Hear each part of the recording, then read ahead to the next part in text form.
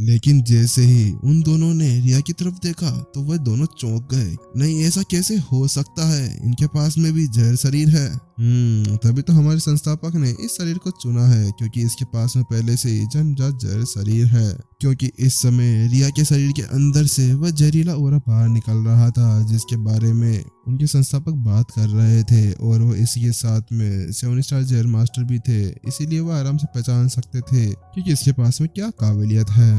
उन दोनों को इस तरह की प्रतिक्रिया देखने के बाद में नितिन ने कहा, ठीक है चलिए, अब आप लोगों को जाना चाहिए, क्योंकि आप लोगों को जल्दी से कार्यालय जाकर अपने मिशन को पूरा करना चाहिए, क्योंकि संस्थापक ने मुझे बता दिया था कि उनके पास में ज्यादा समय नहीं है, और मैंने इनको कुछ टेक्निक के साथ में भी सुरक्षित कर दिया है, इसीलिए आपको ज्यादा समय तक इनको बाहर नहीं रखना चाहिए।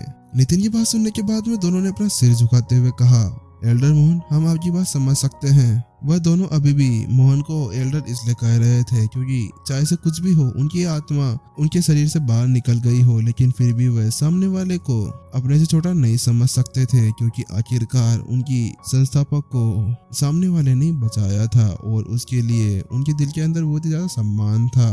उन दोनों ने आगे कहा, बात कुछ ऐसी है कि हमने हॉल मास्टर चारून को हमारे लिए एक बुक लाने के लिए कहा है, क्योंकि हमें वह कार्यालय के अंदर लेके जानी है, और वह यहाँ से कल ही निकल चुके थे, इसीलिए मुझे लगता है कि वह जल्दी वापस लौटने वाले होंगे। लेकिन वहीं दूसरी तरफ दिव्यांश की मुंह से वह शब्द सुनने के बाद में नितिन चौंक गया। क्या बुक? क्या आप मेरे को वह एक बार दिखा सकते हैं? क्योंकि नितिन के अंदर जब से वह आया था उस बुक को लेकर कुछ ना कुछ था, और वह अब समझ चुका था कि वह शायद उस प्राचीन डोमेन की एक मैप है जिसका वह यूज कर सकता है।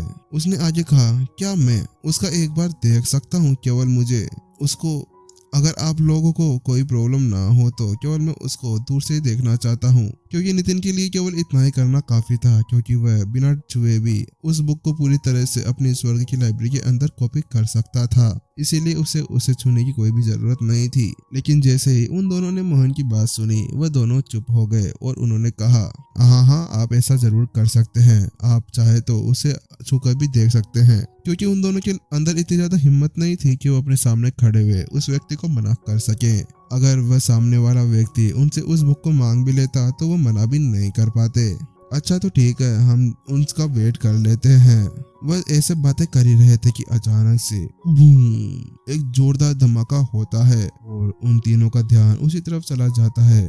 जहर मास्टर फराज कहते हैं, यह आवाज तो उस तरफ से आ रही है जहां पर हॉल मास्टर्स का मकबरा है, लेकिन वहां पर हुआ क्या होगा, क्योंकि वह तो बहुत ही पवित्र जगह है। यही सोचते हुए अब वह तीनों बड़े गंभीर स्थिति के अंदर आ चुके थे। जहर मास्टर दिव्यांश ने कहा, चलिए हम लोग चलकर देखते हैं। उसी के साथ में वह जल्दी से उस तरफ बढ़ चले जहां से वह आवाज आई थी, और कुछ ही पल के अंदर वह उस जगह पर पहुंच गए जहां से वह आवाज उनको सुनाई दी थी। लेकिन जब वह वहां पर पहुंचते हैं तो वह देखते हैं कि उसके बाहर वाइस हॉल मास्टर मनीष और उनके साथी भी खड़े हुए थे। उनके चेहरे के ऊपर एक चिंता देखी जा सकती थी, लेकिन जैसे ही एल्डर मनीष ने देखा कि उनके पास में जहर मास्टर दिव्यांश और उसके साथी भी आए हैं, तो वह उनके पास में चले गए, और उन्होंने चिंता भरी हुई निगाहों के साथ में देखते हुए उनसे कहा, जहर मास्टर दिव्यांश, जहर master Faraz and elder Mohan, पता नहीं लेकिन क्या हुआ है, हमारे हॉल मास्टर चारून इसके अंदर गए थे, लेकिन वो अब तक वापस नहीं आ पाए। उन्हें बहुत ज्यादा समय भी हो चुका है। वह आपकी वही चीज लेने के लिए अंदर गए थे, लेकिन अचानक से हमने यहाँ पर यह धमाका सुना और हम सभी यहाँ पर पहुंचे। लेकिन ऐसा तो नहीं होना चाहिए था, यह तो तुम्हारा मकबरा है, तो यहाँ पर थोड़ी बहुत शांति तो रहनी ही चाहिए थी। क्या तुम लोगों ने इस जगह को भी नहीं छोड़ा? एल्डर मोहन ने कहा, नहीं एल्डर मोहन, ऐसी कोई बात नहीं है, पता नहीं पर अंदर कुछ ना कुछ तो हुआ है। इसी को देखते हुए अब जहर मास्टर दिव्यांश, जहर मास्टर फराज और नितिन तीनों जल्दी से अब उस मकबरे के अंदर घुस गए। लेकिन वही दूसरी तरफ जैसे ही एल्डर मनीष ने देखा कि वह तीनों अंदर की तरफ चले गए हैं, तो उनके चेहरे के ऊपर एक खौफ देखा जा सकता था। वह थोड़े बहुत घबराए हुए भी थे, क्योंकि इस हॉल मास्टर्स के मकबरे के अंदर जाने की अनुमति किसी को भी नहीं दी जाती थी। लेकिन यह देखते हुए कि अब वह तीनों अंदर चले गए हैं, इसीलिए कुछ पल की झिझक के बाद में वो भी अंदर चले गए। लेकिन कुछ दूर अंदर जाते ही उनकी नजर किसी के ऊपर पड़ती है और वह सभी अपनी जगह पर जम जाते हैं। वहीं दूसरी तरफ से मनीष जो पीछे पीछे आ रहा था, वह अपने सामने उन तीनों को इस जगह से जमते हुए देखकर उन से पूछ रहा, आप तीनों को क्या हो गया? आप यहाँ पर कैसे जम गए हैं?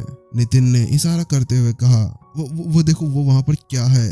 नितिन अभी बहुत ज्यादा घबराया हुआ था, लेकिन जैसे ही एल्डर मनीष उस जगह पर देखते हैं, वहां पर हॉल मास्टर चारुन की बॉडी पड़ी हुई थी। और उस बॉडी को देखने के बाद में एल्डर मनीष की आंखें खुली की खुली रह गई। उनका शरीर पूरी तरह से कांपने लगा था, पूरा शरीर पसीने से भीग चुका था। उसी के साथ में जल्दी से अब एल्डर मनीष आगे की तरफ बढ़ते हैं और वह हॉल मास्टर चारुन की मदद करने के लिए आगे जाते हैं। लेकिन वह जैसे ही उनकी नर्व्स के ऊपर हाथ रखते हैं तो वह महसूस करते हैं कि हॉल मास्टर चारुन की पहले से ही सांसें रुक चुकी है।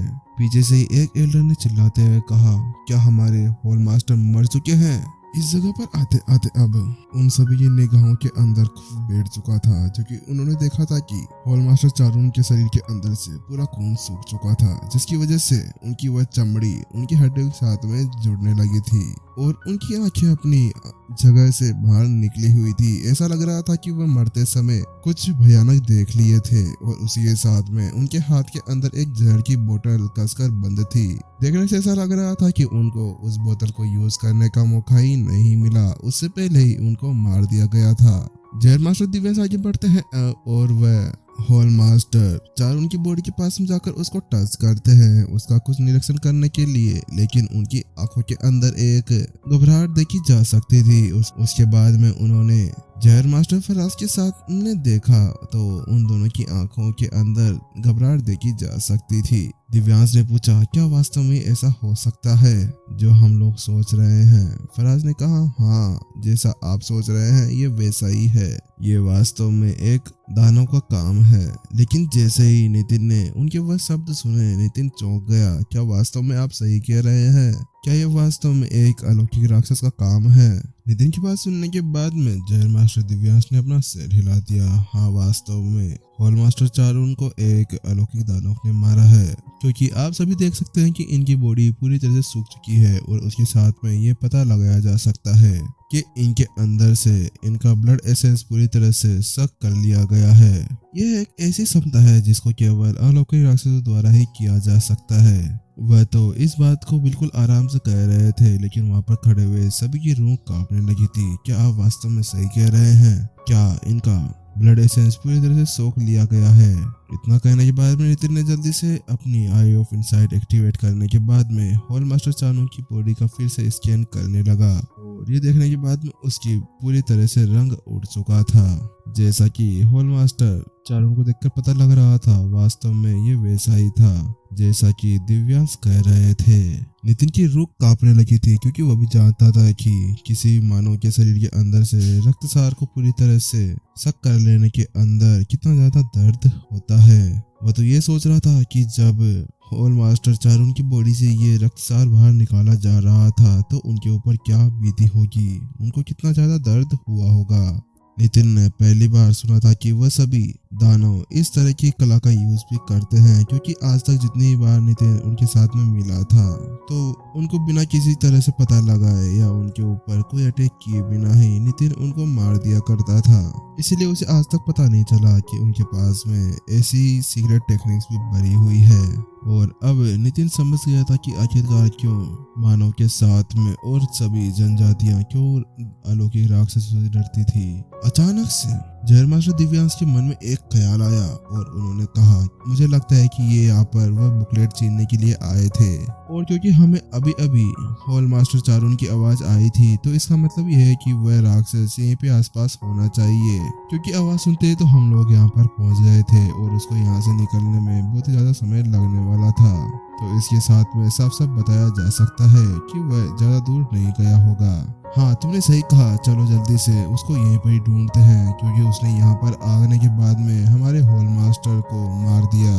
जहर मास्टर फराज ने आगे बढ़ते हुए उन सभी से कहा, क्योंकि वह भी अब हॉल मास्टर चारुन की मौत का बदला लेना चाहते थे कि आखिरकार कैसे वह जहर मास्टर्स की भूमि के ऊपर आकर ही यहाँ पर हमारे साथियों को मार सकता है। उसके बाद में जहर मास्टर फराज ने अपने आसपास के एरिया को छानबीन करने लगे। वह देखना चाहते थे कि आसपास में कोई सुराग तो नहीं है। वह उसके ओरा को महसूस करना चाहते थे। वह उससे ये पता लगाना चाहते थे कि वह आखिरकार किस तरफ गया होगा। लेकिन कुछ देर की छानबीन के बाद में जहर मास्टर दिव्यांश और जहर मास्टर फराज को कुछ भी नहीं मिला। उन्होंने बड़ी उदासी के साथ में कहा, लगता है वो ज्यादा दूर चला गया है।